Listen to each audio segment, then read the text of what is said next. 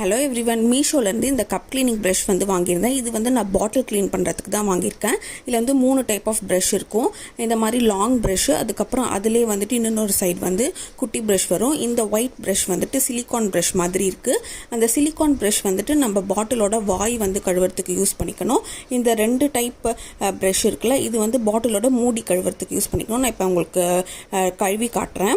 இப்போ வந்து பாட்டிலோட வாய் வந்து கழுவுறதுக்கு இந்த ஒயிட் கலர் சிலிக்கான் ப்ரஷ் வச்சு நம்ம நல்லா தேய்ச்சி எடுத்தோன்னா அதில் இருக்க அழுக்கு எல்லாமே வந்துட்டு வந்துடுது.